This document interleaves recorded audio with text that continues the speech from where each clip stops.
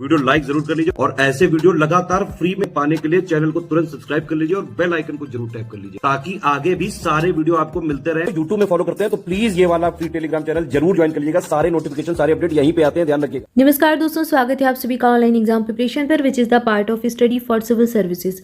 दोस्तों, साइंस की लिस्टिंग में हम केमिस्ट्री के तहत इंपॉर्टेंट टॉपिक आज देखने वाले हैं। लास्ट वीडियो में हमने अम्ल क्षार के बारे में पढ़ा था, पीएच वैल्यू देखी थी, अम्ल क्षार में अंतर देखा था और कुछ अम्लों के नाम भी देखे थे, प्राकृतिक स्रोत देखे थे उनके। आज हम अल्कोहल देखेंगे, उसके बाद नेक्स्ट टॉपिक रहेगा महत्वपूर्ण कार्बनिक यौगिक, इससे संबंधित सारी जानकारी देखेंगे। सारे जो टॉपिक हैं ये सब बहुत इंपॉर्टेंट है, मोस्ट इंपॉर्टेंट टॉपिक की ये पूरी सीरीज है। इसमें जो जितने भी टॉपिक आपको इंक्लूड किए गए हैं ये एग्जाम में पूछे ही जाते हैं, इनसे प्रश्न बनते ही हैं, तो लगातार ये प्रश्न पूछे जाते हैं, इसलिए इनको बहुत अच्छे से पढ़ें आप।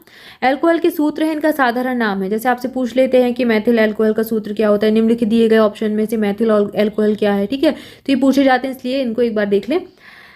एलिफैटिक हाइड्रोकार्बन के हाइड्रोक्सी व्युत्पन्न होते हैं, CH3OH, C2H5OH आदि, ये होते हैं, इनको अल्कोहल कहते हैं, ये अल्कोहल कहलाते हैं।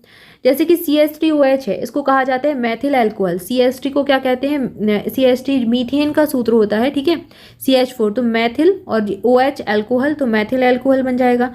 CH3 CH2OH होता है एथिल अल्कोहल का सूत्र, ठीक है। इसके बाद है CH3 CH2 CH2OH, ये एन प्रोपिल अल्कोहल का सूत्र होता है, इसमें एक और CH2 जुड़ गया तो एन प्रोपिल अल्कोहल बन गया। फिर है CH3 का होल ट्वाइस CHOH, ये आइसोप्रोपिल अल्कोहल कहलाता है। क्या कहलाएगा, आइसोप्रोपिल हो जाएगा। यहाँ पर जो है मैथिल अल्कोहल, एथिल अल्कोहल, ये एग्जाम में ज़्यादा पूछे गए हैं, ठीक है। इसके बाद लेकिन देख तो सारे लेते हैं, क्या पता क्या पूछ लें एग्जाम में, ठीक है। इसके बाद है and butyl alcohol, isobutyl alcohol, इसका सूत्र होता है CH3 CH2 का whole twice CH2OH। S butyl alcohol, इसका सूत्र क्या होता है, CH3 CH2 CHOH और CH3, ये इसका है। टी ब्यूटिल अल्कोहल, इसका सूत्र होता है CH3 का होल थ्राइस COH। इसके बाद है एन पेंटिल अल्कोहल या फिर एन एमिल अल्कोहल, दोनों ही इसी के नाम है, इसका सूत्र होता है CH3 CH2 का होल थ्राइस CH2OH, ये इसका सूत्र है, ठीक है। तो अल्कोहल के सूत्र देखें, उनके नाम देखें। इसके बाद अगला टॉपिक है महत्वपूर्ण कार्बनिक यौगिक, इनको देखते हैं, जिसमें सबसे पहला यौगिक है हमारा नाइट्रोवेंजीन। इनकी जो है उपयोग एग्जाम में अक्सर पूछे जाते हैं, तो उसको जरूर देखें।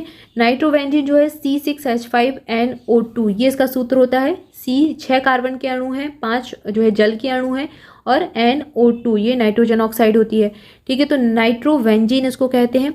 यह होता कैसा है, हल्के पीले रंग का बादाम जैसी गंध वाला तेल है, जिसे मिर्विन का तेल या ऑयल ऑफ मिर्विन कहा जाता है। यह बेंजीन से एनिलीन के निर्माण की प्रक्रिया में उत्पन्न होता है। अब इसके उपयोग देखते हैं। एनिलीन एवं अन्य कार्बनिक यौगिकों के निर्माण में इसका यूज़ किया जाता है।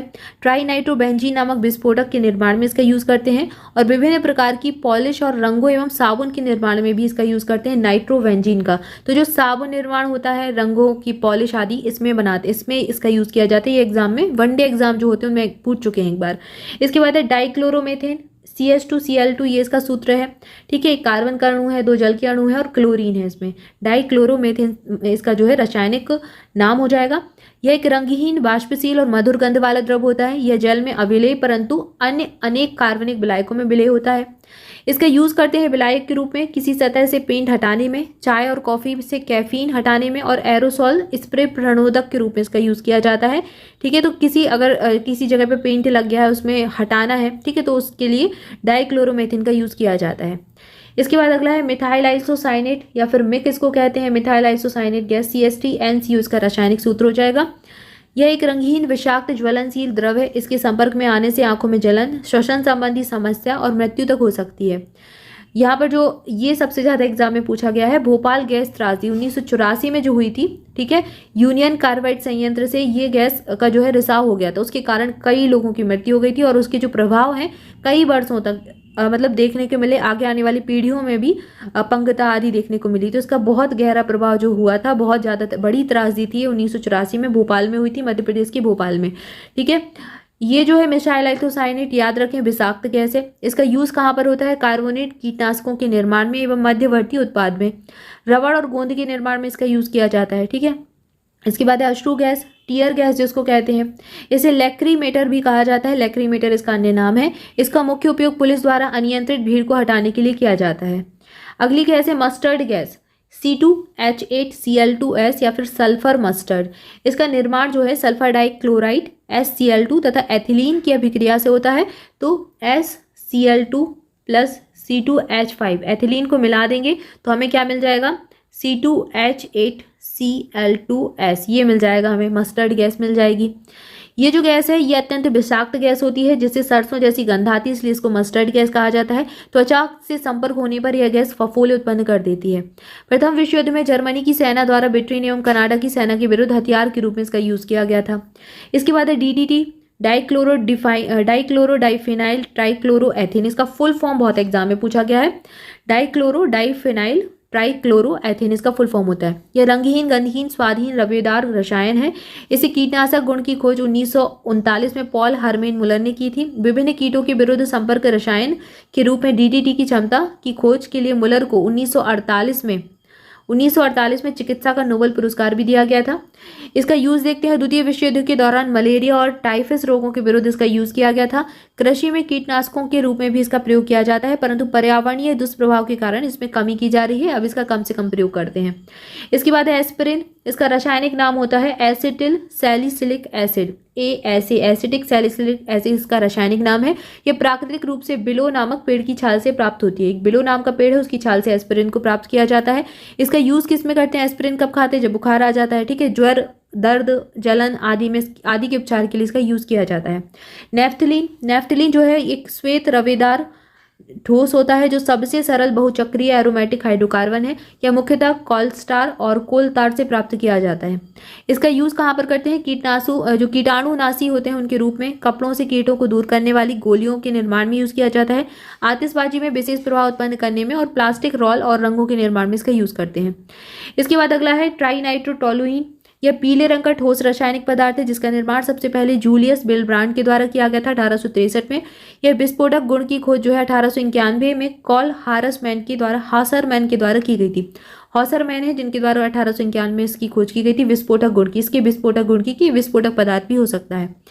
इसके बाद इसका यूज देखते हैं। सैन्य उद्देश्य के लिए यूज करते हैं, चूंकि विस्फोटक पदार्थ है, विस्फोटक गुण है इसका, तो विस्फोट करने के लिए यूज ही करेंगे। तो सैन्य उद्देश्यों में, औद्योगिक क्षेत्रों में तथा खनन के लिए, चट्टान को तोड़ने के लिए विस्फोटक के रूप में TNT का प्रयोग किया जाता है, ट्राइनाइट्रोटोलुइन, ठीक है। इसका सूत्र याद रखें, C6H2NO2 का होल थ्राइस CH3 इसका रासायनिक सूत्र है। इसके बाद अगला है हमारा ग्लूकोज का सूत्र एग्जाम में बहुत पूछा जाता है। C6H12O6 इसका सूत्र होता है। यह कार्बोहाइड्रेट का एक प्रकार है जिसे साधारण शर्करा और डेक्सट्रोज भी कहा जाता है। शराब के निर्माण में यूज करते हैं, मिठाई और फलों के रस के परिरक्षण में यूज करते हैं और औषधि निर्माण में ग्लूकोज का यूज होता है।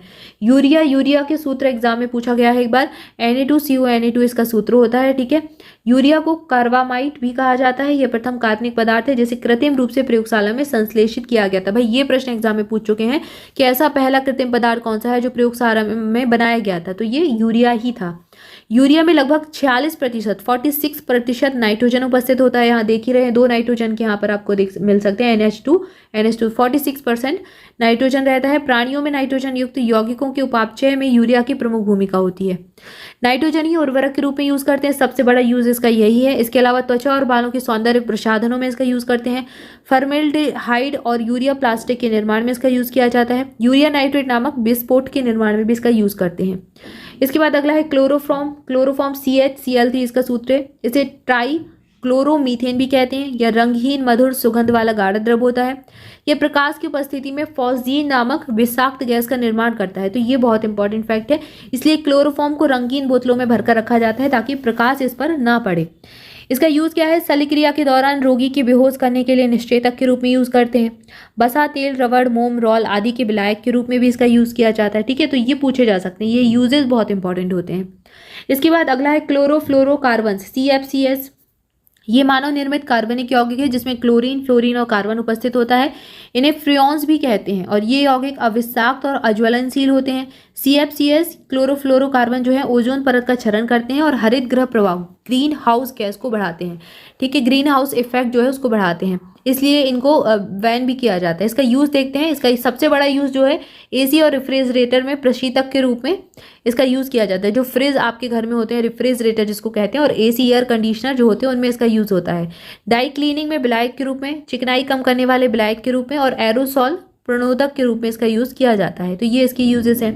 इसके बाद है क्लोरोबेंजीन। क्लोरोबेंजीन का सूत्र होता है C6H5Cl। यह एक एरोमेटिक कार्बनिक यौगिक है जो कि रंगहीन और ज्वलनशील होता है। यह DDT नामक कीटनाशक तथा अन्य कार्बनिक यौगिकों जैसे फिनॉल है, एनिलीन है, क्लोरोनाइट्रोबेंजीन है, इसके निर्माण में इसका यूज़ किया जाता है क्लोरोबेंजीन का। ठीक है, तो यहाँ पर हमने प्रमुख जो है कार्बोहाइड्रेट वगैरह देखे, जिनका कार्बनिक यौगिक देखे हमने, जिनका यूज़ देखा और महत्वपूर्ण तथ्य देखे उनसे रिलेटेड। ये सब इंपॉर्टेंट है, इसलिए एक बार इनको बहुत अच्छे से जरूर देख लें।